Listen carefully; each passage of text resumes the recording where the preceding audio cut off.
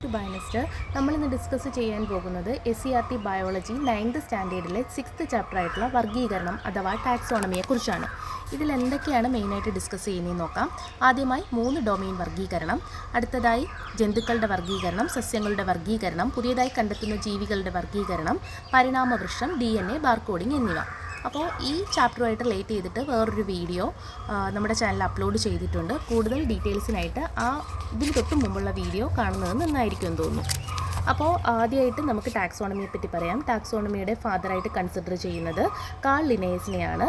അദ്ദേഹമാണ് 2 kingdom classification കൊണ്ടുവന്നത്. ജീവികളെ രണ്ടായിട്ട് തരംതിരിച്ചു. അതായത് കിങ്ഡം പ്ലാന്റ് എന്നും കിങ്ഡം അനിമേലിയ എന്നും. പിന്നെ പതുക്കെ അതിനെ 3 കിങ്ഡം ക്ലാസിഫിക്കേഷനായിട്ട് അപ്ഗ്രേഡ് ചെയ്തു. ഏണസ്റ്റ് ഹെക്കൽ എന്ന ശാസ്ത്രജ്ഞൻ 1866 ആ ക്ലാസിഫിക്കേഷൻ കൊണ്ടുവന്നത്. അപ്പോൾ അദ്ദേഹം പുതിയതായിട്ട് പ്രൊട്ടിസ്റ്റ എന്നൊരു വിഭാഗത്തിനെ കൂടി ഉൾപ്പെടുത്തി. പിന്നെ നമ്മുടെ ജീവശാസ്ത്രത്തിൽ ഏറ്റവും പോപ്പുലറായിട്ട് ഉപയോഗിച്ചുകൊണ്ടിരുന്ന ഒരു ക്ലാസിഫിക്കേഷൻ ആയിരുന്നു 5 കിങ്ഡം ക്ലാസിഫിക്കേഷൻ. 1969 റോബർട്ട് വിറ്റേക്കറാണ്, RH വിറ്റേക്കർ എന്ന ശാസ്ത്രജ്ഞനാണ് ഈ 5 കിങ്ഡം ക്ലാസിഫിക്കേഷൻ കൊണ്ടുവന്നത്. അദ്ദേഹം അതിൽ കിങ്ഡം മൊനീറ എന്നൊരു കിങ്ഡത്തിനെ കൂടി ഉൾപ്പെടുത്തി. ഈ കിങ്ഡം മൊനേറയിലായിരുന്നു ബാക്ടീരിയയും ആർക്കി ബാക്ടീരിയയും എല്ലാം ഉൾപ്പെടുത്തിയത്. അപ്പോൾ ഈ ടെക്സ്റ്റിലുള്ള കാര്യങ്ങൾ നമുക്ക് നോക്കാം.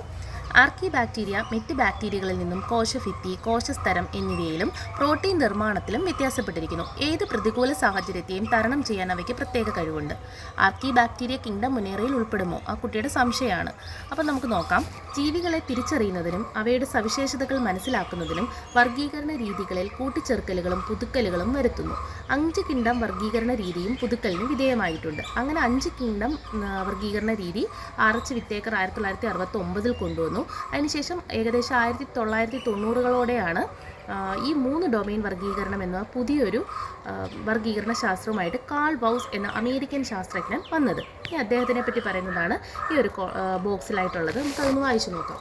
കാൾ ബൗസ് എന്ന ശാസ്ത്രജ്ഞൻ കിങ്ഡം മൊനീറയിൽ ഉൾപ്പെട്ടിരുന്ന ജീവികളെ കൂടുതൽ അറിയാൻ ശ്രമിച്ചു. ശാസ്ത്രീയ നിരീക്ഷണത്തിലൂടെ മൊനീറയിൽ ഉൾപ്പെട്ട ചില സൂക്ഷ്മജീവികൾ ബാക്ടീരിയകളിൽ നിന്നും വ്യത്യസ്തമാണെന്ന് അദ്ദേഹം മനസ്സിലാക്കി. ഇവയുടെ ഘടനയിലെ വ്യത്യാസങ്ങളും ചുറ്റുപാടിലുണ്ടാകുന്ന മാറ്റങ്ങളെ അതിജീവിക്കാനുള്ള വ്യത്യസ്ത അനുകൂലനങ്ങളും അദ്ദേഹം ശ്രദ്ധിച്ചു. ഇത്തരം ജീവികളിലെ ജനിതക വസ്തുക്കൾ ബാക്ടീരിയയിൽ നിന്ന് വ്യത്യസ്തമാണെന്ന് തിരിച്ചറിഞ്ഞു. ഇതിൻ്റെ അടിസ്ഥാനത്തിൽ കിങ്ഡം മൊനീറയെ 2ആയി വിഭജിച്ച് ബാക്ടീരിയ, ആർക്കിയ എന്നീ 2 കിങ്ഡങ്ങൾ ആക്കുകയും കിങ്ഡത്തിന് മുകളിലായി ഡൊമെയിൻ എന്ന വർഗീകരണ തലം കൂടി ഉൾപ്പെടുത്തുകയും ചെയ്തു. 6 കിങ്ഡങ്ങളിൽ ഉൾപ്പെടുന്ന ജീവികളെ 3 ഡൊമെയിനുകളായി വർഗീകരിച്ചു.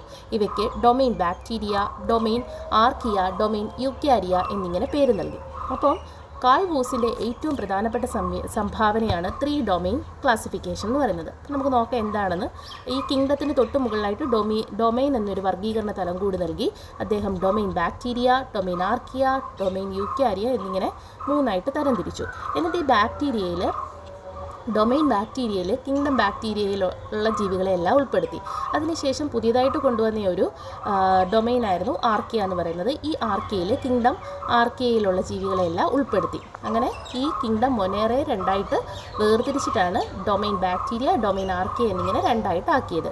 പിന്നെ യൂക്യാരിയയിൽ ബാക്കിയുണ്ടായിരുന്ന പ്രൊട്ടിസ്റ്റയും ഹഞ്ചിയെയും പ്ലാന്റേയും അനിമേലിയ എല്ലാം ഒരുമിച്ച് ചേർത്തു. അപ്പോൾ ഇതാണ് ഇപ്പോൾ നമ്മൾ ഫോളോ ചെയ്യുന്ന 6 കിങ്ഡം വർഗീകരണം എന്ന് പറയുന്നത്. ഓക്കെ, ഇനി നമുക്ക് ഓരോന്ന് വീതം ഈ കിങ്ഡങ്ങളുടെ സവിശേഷതകൾ, ഉദാഹരണങ്ങൾ എന്നിവ ഉൾപ്പെടുത്തിയിട്ട് ഈ ചിത്രീകരണം പൂർത്തിയാക്കാം. ആദ്യമായിട്ട് പറയുന്നത് ഈ ബാക്ടീരിയ എന്ന് പറയുന്നത് പ്രോക്യാരിയോട്ടുകളാണ്. പ്രോക്യാരിയോട്ടുകൾ എന്ന് പറഞ്ഞിരിക്കുന്നത് വ്യക്തമായ മർമ്മം കാണാത്ത ഇത്തരം ജീവികളെയാണ് നമ്മൾ പ്രോക്യാരിയോട്സ് എന്ന പേരിൽ അറിയപ്പെടുന്നത്. പിന്നെ അവയുടെ പ്രത്യേകത എന്ന് പറയുന്നത് അവയുടെ കോശഭിത്തിയിൽ പെപ്റ്റിഡോഗ്ലൈക്കൻ എന്ന പദാർത്ഥം അടങ്ങിയിട്ടുണ്ട്. ഈ ബാക്ടീരിയയുടെ കോശഭിത്തിയിൽ മണ്ണ്, ജലം, മറ്റ് ജീവികൾ തുടങ്ങി എല്ലായിടത്തും കാണപ്പെടുന്നു. ഉദാഹരണമായിട്ട് റൈസോബിയം, വിബ്രിയോ കോളറെ എന്നിവയെല്ലാം നമുക്ക് പറയാം. അടുത്തതായിട്ടാണ് ഡൊമെയിൻ ആർക്കിയയിലെ കിങ്ഡം ആർക്കിയയിലെ കാര്യങ്ങൾ നോക്കാം. അവയും പ്രോക്യാരിയോട്ടുകളാണ്. ബാക്ടീരിയം പ്രോക്യാരിയോട്ടാണ്, അതുപോലെ തന്നെ ആർക്കിയയും പ്രോക്യാരിയോട്ടുകളാണ്. പിന്നെ അവയിൽ നിന്നുള്ള വ്യത്യാസം എന്താ? കോശഭിത്തിയിൽ പെപ്റ്റിഡോഗ്ലൈക്കൻ ഇല്ല, ബാക്ടീരിയയിലുണ്ട്, എന്നാൽ ആർക്കിയയിലില്ല.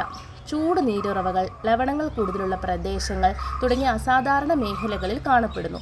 അവർക്ക് എക്സ്ട്രീമായിട്ടുള്ള ക്ലൈമറ്റിനെ അതിജീവിക്കാൻ കഴിവുണ്ട് ആർക്കി ബാക്ടീരിയകൾക്ക്. അതുകൊണ്ടാണ് അവയെ പുതിയതായിട്ടൊരു ഡൊമെയിൻ ഉൾപ്പെടുത്തിയിട്ട് അങ്ങനെ ഇതാക്കിയത്. അപ്പോൾ അതിന് എക്സാമ്പിളാണ് തെർമോകോക്കസ്, ഹാലോ ബാക്ടീരിയം. അതായത് സലൈനായിട്ടുള്ള എൻവയോൺമെൻറ്റിൽ ഉപ്പ് കൂടിയ സ്ഥലങ്ങളിലും ജീവിക്കാൻ കഴിയുന്ന തരം ഇതിനെയാണ് നമ്മൾ ഹാലോ ബാക്ടീരിയം എന്നൊക്കെ പറയുന്നത്. അതൊക്കെ ആർക്കിയയ്ക്ക് എക്സാമ്പിളാണ്. അടുത്തതായിട്ട് നമുക്ക് കിങ്ഡം പ്രൊട്ടിസ്റ്റ നോക്കാം. പ്രൊട്ടിസ്റ്റയിൽ എന്തൊക്കെയാണ് പറയുന്നത്? അവയും യൂക്യാരിയോട്ടുകളാണ്. ബാക്കി 2 പ്രോക്യാരിയോട്ടുകളാവുമ്പോൾ ഇനി തൊട്ടുള്ളവയെല്ലാം യൂക്യാരിയോട്ടുകളാണ്. യൂക്യാരിയോട്ടുകൾ എന്ന് പറഞ്ഞിരിക്കുന്നത് വ്യക്തമായിട്ടുള്ള മർമ്മത്തോട് കൂടിയിട്ടുള്ള ജീവികളെയാണ് യൂക്യാരിയോട്ടുകൾ എന്ന് പറയുന്നത്. പിന്നെ അവ ഏകകോശ ജീവികളാണ്, യൂണിസെല്ലുലാർ ഓർഗാനിസമാണ്. അതാണ് ഏകകോശ ജീവികളാണ് എന്ന് പറയുന്നത്.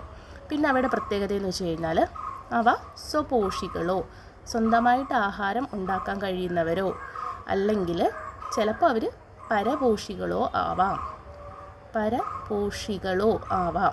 ഓക്കെ, അപ്പോൾ അതാണ് പ്രൊട്ടിസ്റ്റയുടെ പ്രത്യേകത എന്ന് പറയുന്നത്. അതിന് എക്സാമ്പിളായിട്ട് പറയുന്ന ജീവികളാണ് അമീബ, അതുപോലെ തന്നെ പാരമീസിയം. ഓക്കെ, അടുത്ത കിങ്ഡമാണ് കിങ്ഡം ഫംഗൈ എന്ന് പറയുന്നത്. അവയുടെ പ്രത്യേകത എന്ന് പറഞ്ഞിരിക്കുന്നത് യൂക്യാരിയോട്ടുകളാണ്. പൊതുവേ അവർ മൾട്ടി സെല്ലുലാറായിട്ടാണ്, ചില ജീവികൾ മാത്രമേ ഉള്ളൂ യൂണിസെല്ലുലാറായിട്ടുള്ളത്. പിന്നെ അതിൻ്റെ പ്രത്യേകത എന്ന് പറയുന്നത് അവർക്ക് കോശഭിത്തിയുണ്ട്. ഈ കോശഭിത്തി നിർമ്മിച്ചിരിക്കുന്നത് കൈറ്റിൻ എന്ന് പറഞ്ഞൊരു പദാർത്ഥം കൊണ്ടാണ്. ബാക്ടീരിയയുടെ കോശഭിത്തിയിൽ പെപ്റ്റിഡോഗ്ലൈക്കൻ ഉണ്ട്.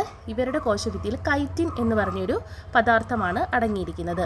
അവ ശവതീനികളോ അല്ലെങ്കിൽ മൃതോപജീവികളോ, ഒന്നെങ്കിൽ എന്തെങ്കിലുമൊക്കെ അവശിഷ്ടങ്ങളിലൊക്കെ വെച്ചിട്ട് ജീവിക്കുന്നവരായിരിക്കും, അല്ലെങ്കിൽ അങ്ങനത്തുള്ള ഡികമ്പോസ്ഡ് മാറ്റേഴ്സിൽ നിന്നുള്ള ന്യൂട്രിയൻസ് വലിച്ചെടുത്തിട്ട് ആണ് ജീവിക്കുന്നത്. അതുകൊണ്ട് തന്നെ നമുക്ക് അവരെ വേണമെങ്കിൽ സാപ്രോഫൈറ്റ്സ് എന്ന പേരിട്ട് വിളിക്കാം. അപ്പോൾ അതിന് എക്സാമ്പിളായിട്ട് പറയുന്നതാണ് നമ്മുടെ മഷ്റൂം അല്ലെങ്കിൽ കൂണെന്ന് പറയത്തില്ലേ, കൂൺ പറയാം. അതുപോലെ തന്നെ നമ്മൾ കോമൺ ആയിട്ട് കേൾക്കുന്ന ഒന്നാണ് ഈസ്റ്റ് എന്ന് പറയുന്നത്. ഈസ്റ്റ് ഒരു യൂണിസെല്ലുലാർ ഓർഗാനിസമാണ്. ഓക്കെ, അടുത്തതായിട്ട് പറയുന്നത് കിങ്ഡം പ്ലാന്റ് ഓഫ് കോഴ്സ് യൂക്യാരിയോട്ടുകളാണ്. പിന്നെ അവരെന്ന് പറയുന്നത് ബഹുകോശ ജീവികളാണ്. പിന്നെ അവർക്ക് കോശഭിത്തി ഉണ്ടോ? ഉണ്ട്. അവരുടെ കോശഭിത്തി നിർമ്മിച്ചിരിക്കുന്നത് എന്ത് വെച്ചിട്ടാണ്? സെല്ലുലോസ് എന്ന് പറഞ്ഞൊരു പദാർത്ഥം വെച്ചിട്ടാണ്. പിന്നെ അവർ എന്താണ്? സ്വപോഷികളാണ്, ഓട്ടോട്രോപ്സ് ആണ്. ഓക്കെ, അവർ സ്വന്തമായിട്ട് ഫുഡ് ഉണ്ടാക്കിയിട്ട് ജീവിക്കുന്നത് കൊണ്ട് അവരെ സ്വപോഷികൾ എന്ന് പറയും. പിന്നെ എക്സാമ്പിളായിട്ട് നമുക്കറിയാലോ, തെങ്ങ്, മാവ്, പ്ലാവ് എല്ലാം ഇതിന് എക്സാമ്പിളായിട്ട് പറയാം. അടുത്തത് കിങ്ഡം അനിമേലിയ എന്ന് പറയുന്നതും യൂക്യാരിയോട്സിന് എക്സാമ്പിളാണ്. യൂക്യാരിയോട്സ് പിന്നെന്താ? ബഹുകോശ ജീവികളാണ്. അവർക്ക് കോശഭിത്തി ഉണ്ടോ? ഇല്ല, കോശഭിത്തി ഇല്ല. പിന്നെ അവർ എന്താണ്? പരപോഷികളാണ്. അവർ പ്ലാന്റ്സിനെ പോലല്ല, അവർ പ്ലാന്റ്സ് ഉണ്ടാക്കുന്ന വസ്തുക്കൾ വെച്ചിട്ടാണ് ഇതാവുന്നത്. അപ്പോൾ പരപോഷികളാണ്. അതിന് എക്സാമ്പിളായിട്ട് പറയുന്നതാണ് സസ്തിനികൾ അഥവാ മാമൽസ്, പിന്നെ പക്ഷികൾ. ഇവയെല്ലാം ഈ കിങ്ഡം അനിമയിലേക്ക് എക്സാമ്പിളാണ്. അപ്പോൾ നമ്മൾ